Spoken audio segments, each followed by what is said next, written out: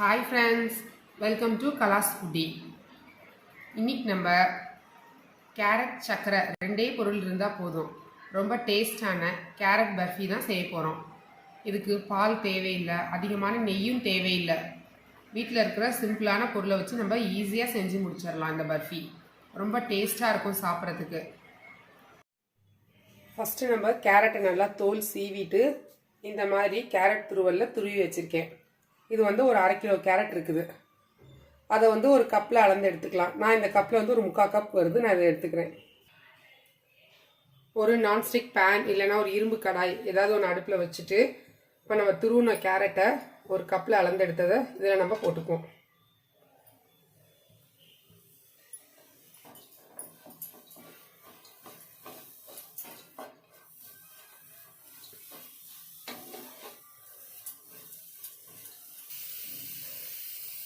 இப்போ கேரட் வந்து நம்ம இதில் 1 கப் எடுத்துருக்கோம். இப்போ இதுக்கு பாதி சுகர் போடணும். எதில் எடுக்கிறீங்களோ அதுக்கு ½ தான் சுகர் கரெக்டாக இருக்கும். இது இப்போ அதை இதுலேயே சேர்த்துக்குவோம்.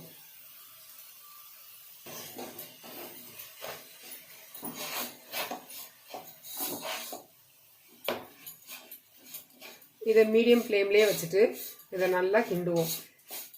இப்போ நம்ம கேரட் அல்வாக்கு வந்து பால் ஊற்றி வேக வைக்கணும்.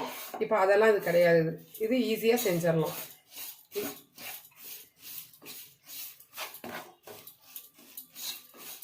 மெல்ட் ஆயிடுச்சு, சுகர்லாம் இப்போ வந்து நல்லா மெல்ட் ஆயிடுச்சு. இப்போ அது ஒரு 2 நிமிஷம் வந்து க்ளோஸ் பண்ணி இதை கொஞ்சம் குக் பண்ணுவோம்.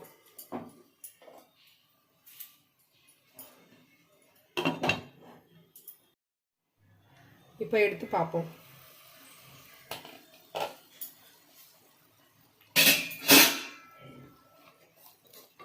இப்போ நல்லா குக் ஆகிருக்கு. இப்போ வந்து ஒரு ஃப்ளாட்டான இந்த மாதிரி இல்லை ஸ்மாஷர் ஏதாவது வச்சு இப்படி நல்லா அதை மசிச்சுக்குவோம். அது கேரட்டை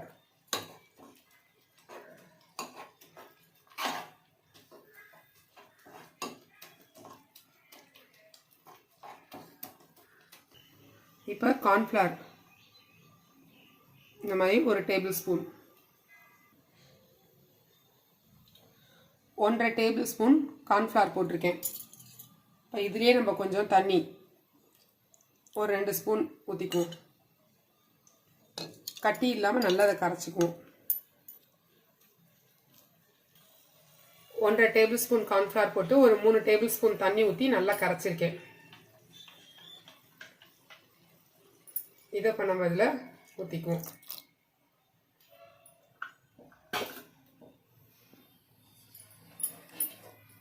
இப்போ அதை நல்லா கிண்டிக்குவோம். இன்னும் நம்ம இதில் வந்து 1 ஸ்பூன் நெய் கூட ஆட் பண்ணல. கேரட் அல்வாக்கு வந்து நெய் ஆட் பண்ணியிருப்போம்.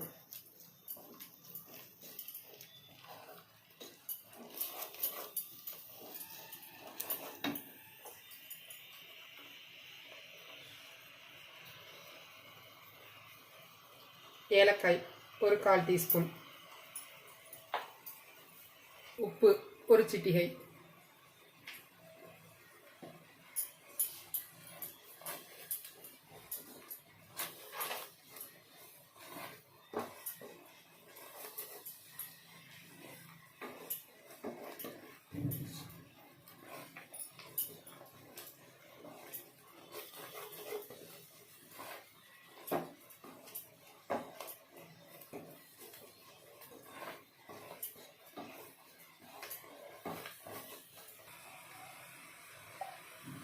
ஒரு டீஸ்பூன் நெய் சேர்த்துக்குவோம்.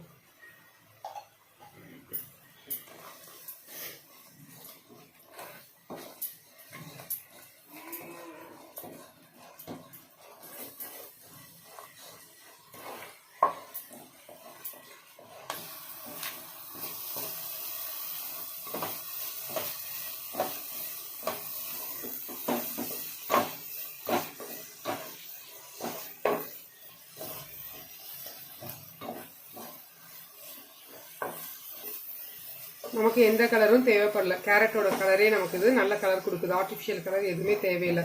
இப்போ இந்த ஸ்டேஜ் வந்தோடனே ஒரு நெய் தடவின பிளேட்டில் வந்து இதை எடுத்து நம்ம கொட்டிக்குவோம்.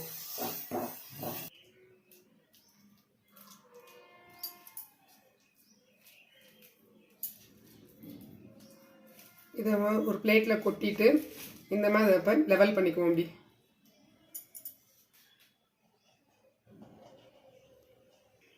ஸ்பூன் வச்சு இந்த மாதிரி லெவல் பண்ணிக்குவோம்.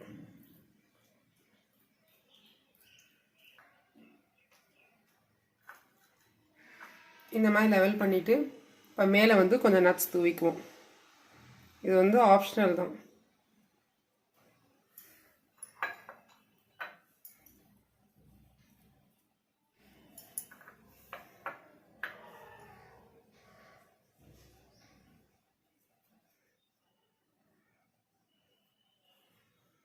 இதை அப்படி லேசாக ப்ரெஸ் பண்ணிக்குவோம். அப்போ தான் உள்ளே செட் ஆகிக்கும்.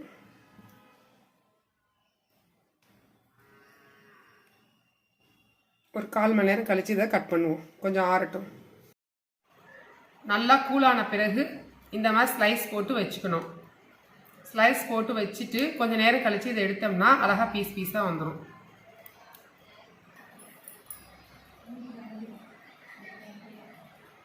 ரொம்ப ஜூஸியாக சாஃப்டாக டேஸ்ட்டாக இருக்குது இந்த கேரட் பர்ஃபி. இதே மாதிரி நீங்களும் செஞ்சு பாருங்கள். ஃப்ரெண்ட்ஸ் அண்ட் ரிலேட்டிவ்க்கு ஷேர் பண்ணுங்கள். மறக்காமல் சப்ஸ்கிரைப் பண்ணிடுங்க. தேங்க்யூ.